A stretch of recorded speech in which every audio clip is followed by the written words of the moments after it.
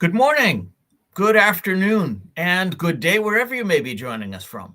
Welcome to another edition of Sales TV Live.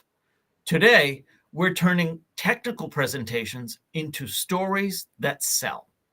I'm joined by David Duffett, Chief Enthusiasm Officer at Let the Geek Speak. From crafting impactful presentations to delivering global keynote speeches, David draws on years of experience to help technical professionals shine in front of any audience. David, welcome. Well, thanks for having me along, Rob. It's great to be here. Oh, it's great having you for sure. David, let's start by having you tell us a little bit more about you, your background, and what led you to where you are today. Yeah, okay, Rob. Well, it's great to be here. But it's a good evening for me here. It's 5 p.m. in the UK, but it's lovely to be sharing with you here. I started off just loving communications as far back as I can remember. When I was a young lad, CB was very popular in the US of A, and it was kind of finding its way into the UK a little bit, although it was illegal at the time. The government hadn't authorized it. And so I got involved in that, and also did a little bit of pirate radio as well, which Oh, was fun. And it was only later on when I spoke to a kind of an industry leader in the world of personal development, a guy called Daniel Priestley, that he said to me, "I'll tell you what," he said, "your tree is communications, and these things that you're telling me about, like CB radio, like helping people to speak better in public, like telephone systems, which is another thing that I got involved in." He said those are all apples on the tree. So I'm a kind of a communications person, and I found my way into the Civil Aviation Authority. That's like the FAA over there in the USA. And I was teaching people how to repair equipment at airports and air traffic control centres, which was very exciting. But I never quite felt as technical as some of the other people doing it. And years later, now that I'm a little bit more comfortable in my own skin, I realized that my pendulum didn't swing all the way up there as technical as some of the most technical people, because actually I'm a bit of a people person as well. I like communicating with people. And so where I've ended up is helping technical people to be better communicators. oh, that's awesome. Thank you for that. So, David, I want to jump right into it.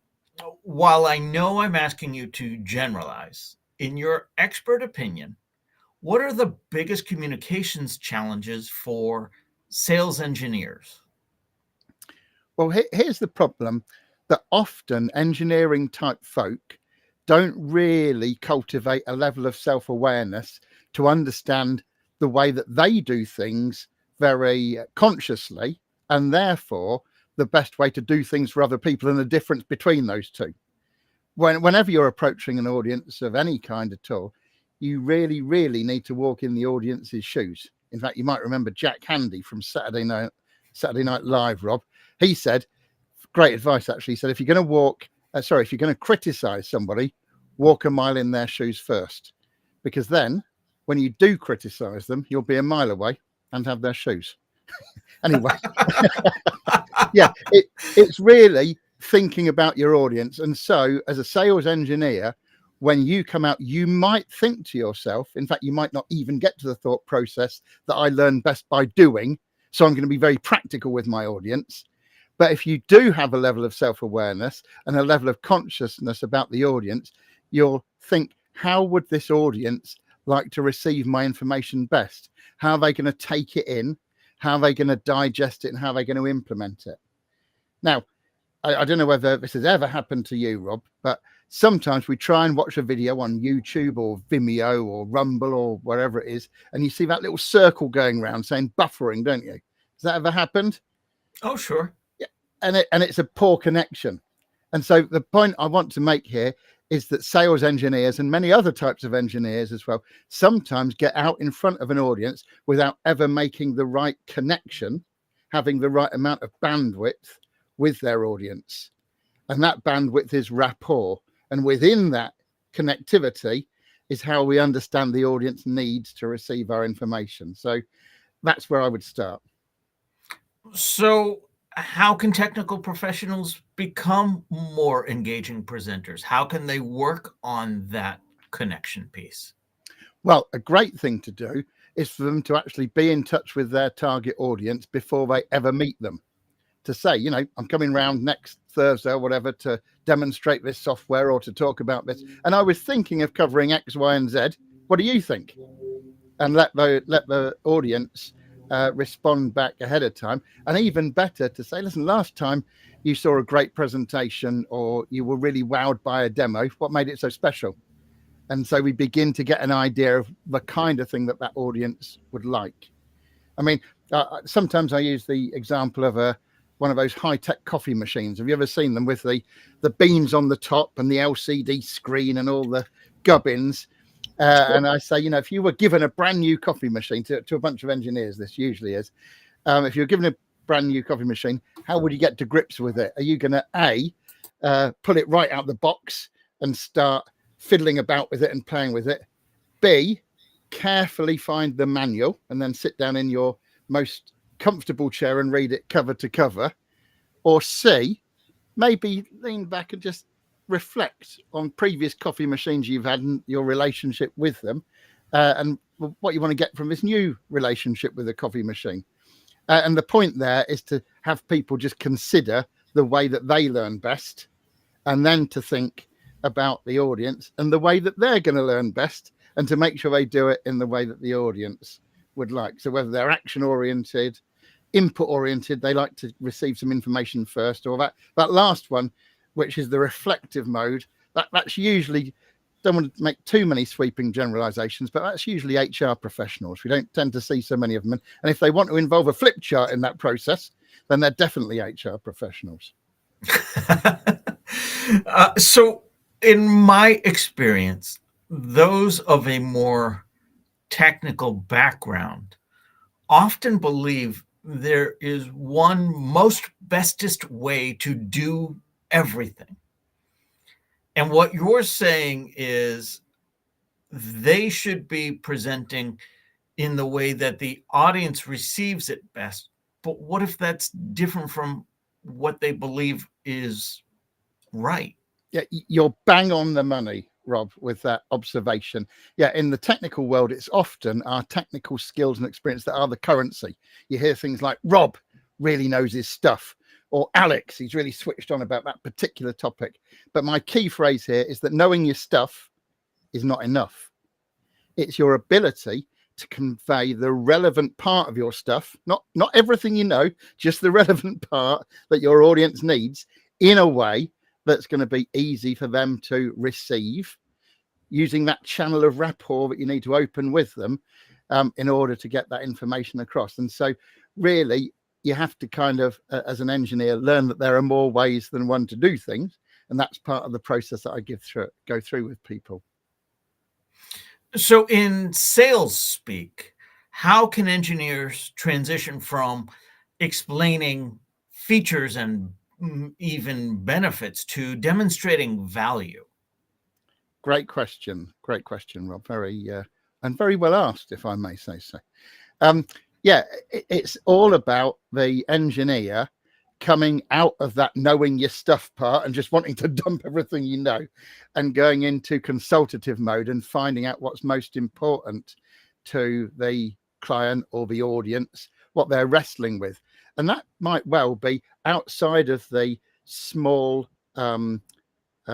focus of a presentation. There might be some much bigger business objectives, what I might call the macro level objectives that people are trying to achieve. And so I encourage anybody who's making a presentation, whether they're an engineer or not, to actually delve into that wider context. And in doing so, we find out what really is important to the audience, to the customers, and we want to make them feel heard and understood before we deliver any information that we might want to get across to them in order to help them solve their problems. So as a sales engineer, how do you balance technical accuracy and sufficient detail with audience engagement? Yeah, and another great question. And my kind of stock answer, although there's never really a stock answer because I like to find out what people need, but is to come up one level from wherever you are. So if for instance, if you were talking about software and you were very tempted to show people lines of code, what we'd do is actually come up a level to block diagram. If you had got some hardware and you were going to show people a circuit diagram, again, you might come up to some kind of flowchart or schematic or something like that, because we want to take as many people in the presentation as possible with us. We need to have consulted with them beforehand, but we can generally say that the higher level we go, the more people we can take along with us. And of course, there will be people in the audience that might want to ask those detailed questions, but the answers to those detailed questions are probably not of interest to everybody in the audience. And so we need to be very cognizant of that. So along those lines, what are the best ways to handle technical questions during the sales pitch? Well, a great thing is to actually ask the questions behind the questions. So if somebody says, does your widget respond to 433 hertz? So that's an interesting question. Why is that relevant to you? Or Bill's asked about this 433 hertz. Is that important to everybody else, to actually gain an understanding of how relevant it is and what the question is behind that? And I remember a particular presentation many years ago in Germany. It was a sales presentation. It was an overview. One of the audience members asked a question about, can this product that you're telling us about do X? Truth of the matter is, it couldn't. And one of my very wise colleagues jumped in and said, that's an interesting question. Well, is that an important feature to you? And the guy said, no, I just wondered, really. And we carried on. We never answered the question about whether it did X or not, because it turned out it wasn't really an important question. Is that difficult for a technical presenter to not answer a question? Yeah, you've hit on a very important kind of mindset thing there, because one of the things that we have to do as solutions engineers, as sales engineers, is move from that mindset about we've got all this technical knowledge and we're going to spill it, to actually really working with what the customer really needs. And we need to ask some questions to find that. And so really establishing relevance is probably much more important than spilling technical knowledge. As a technical sales engineer is working with a less technical sales executive, what are some things that first the sales engineer should understand and talk about with the account executive beforehand? And then I want to ask the converse of that after. So let's start with, what should the sales engineer be asking of the account executive before going into that client meeting? Yeah, that's another really important area. You see, generally speaking, I know we're talking about sweeping generalizations here, but the account executive, the salesperson, is perhaps going to be much more gregarious and out there. They're perhaps going to be a little bit more at the fly by the seat of your pants end of the market. And also, of course, when things go wrong, they're going to be more possibly at the pointing fingers end of the market. Whereas your sales engineer, if they've come from this engineering background, they're going to be perhaps a little bit more cautious. They're going to want to get into the details, and they're perhaps going to take things on the chin and absorb criticism or finger pointing when it comes along. And so what I encourage sales engineers to do is to actually have a little bit of discovery with the account executive they're going to be working with, to find out what makes them tick and what's important to them, because I see them, the account executive, as actually the sales engineer's first level customer. And so to get a little bit deep with them and find out the most important things to them, and then dive a little bit deeper into what they found out about the prospect that you're going to be talking to, and perhaps get in early enough to kind of drive that conversation, or maybe even be involved. And so you are working together with the account executive in finding out what the end customer or potential customer needs. And conversely, what can the account executive ask of the sales engineer in advance and do to help prepare both for that client communication? Yeah, one of the things that an account executive can do very gently, especially if they've done their due diligence with the potential client already, is to explain the wider context to the sales engineer, and to gently get that message across to say, look, I know you know this software or this product inside out. As it happens, what we're trying to solve for this end customer is this particular problem. And so if we can keep the conversation within solving their problem and understanding that need more deeply, that's going to be much more effective than just zooming right in and giving information that might not be relevant. And of course, one of the famous things that happens in this scenario, Rob, is often the sales engineer is not briefed properly, or perhaps doesn't feel briefed properly. And so they come to a scenario where the account executive has said, "Oh, can you jump on a call tomorrow morning at 8:30?" Without any real briefing.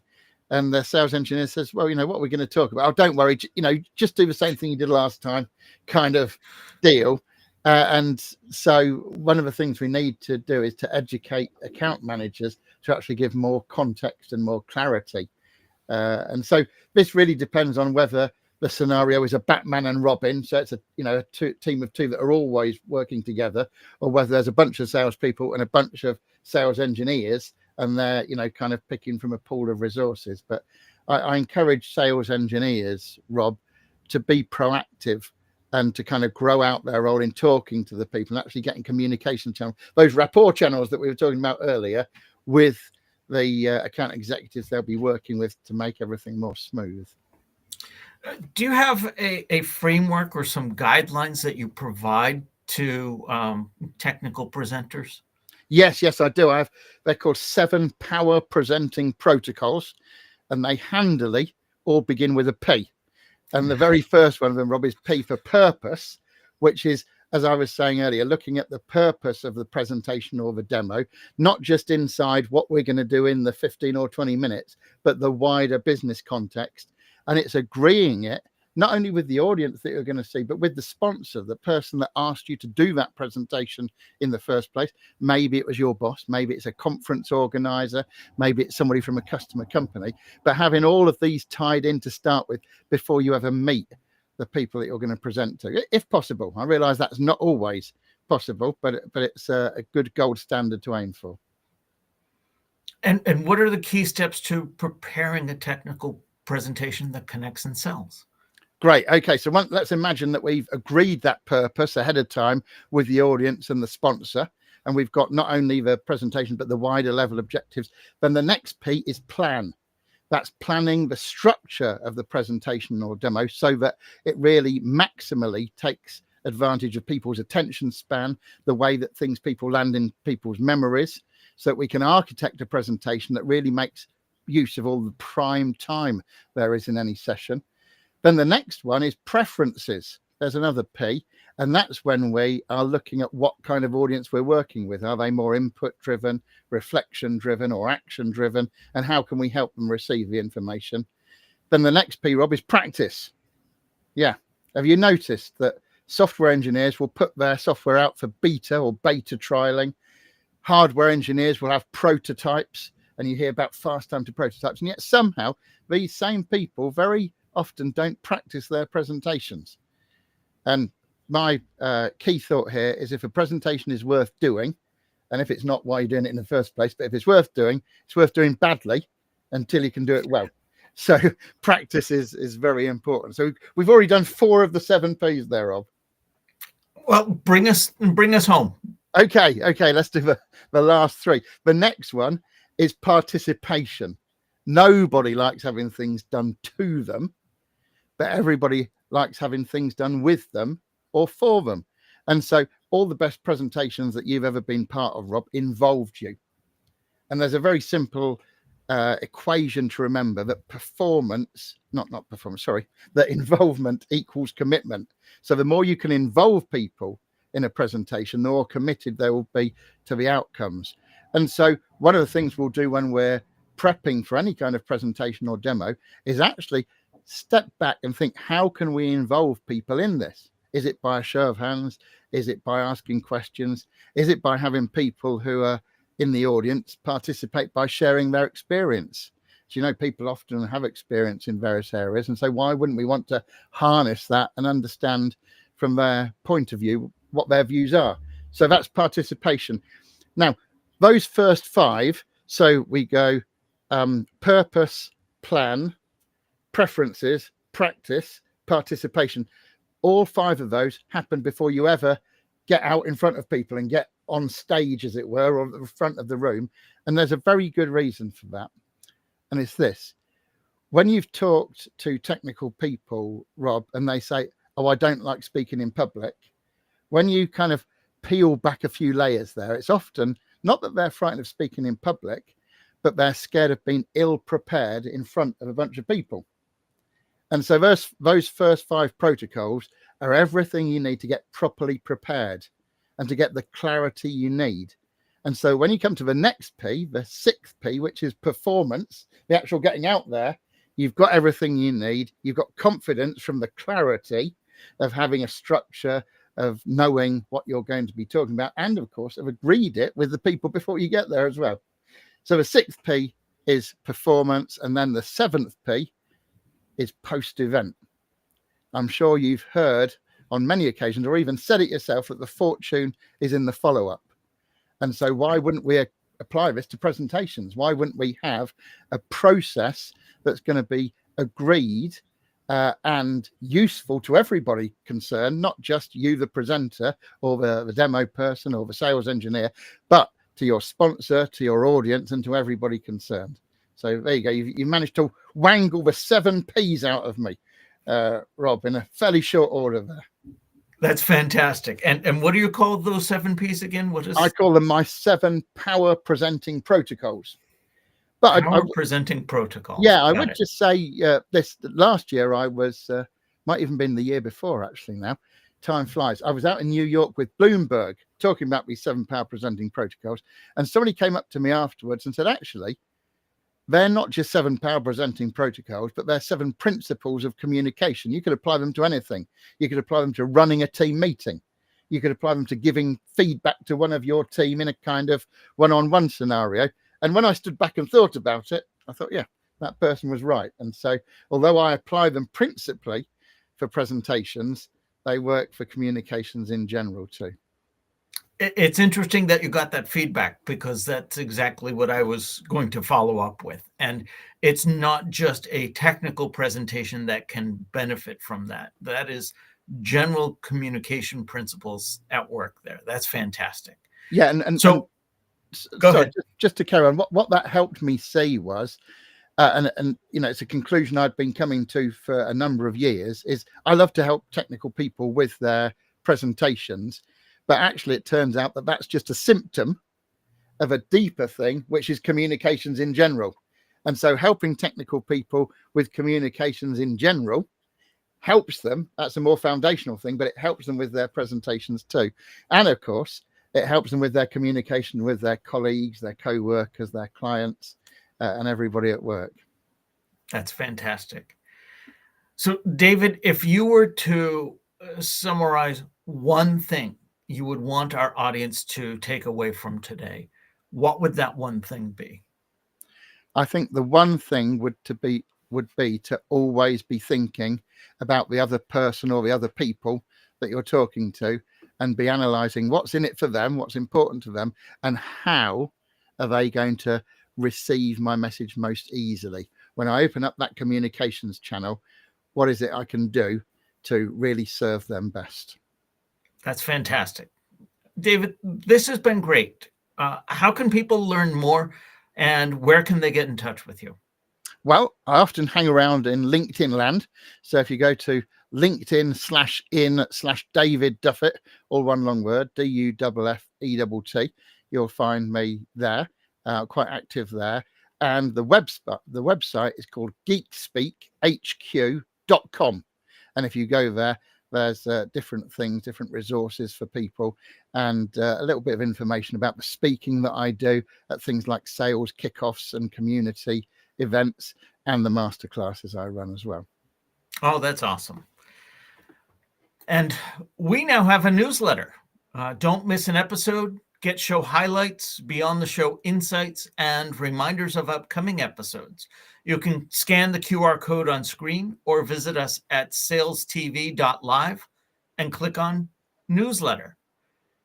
This has been another edition of Sales TV Live. On behalf of our team back at home, and on behalf of our guest David, We want to thank everyone for being an active part of today's conversation, and we'll see you next time.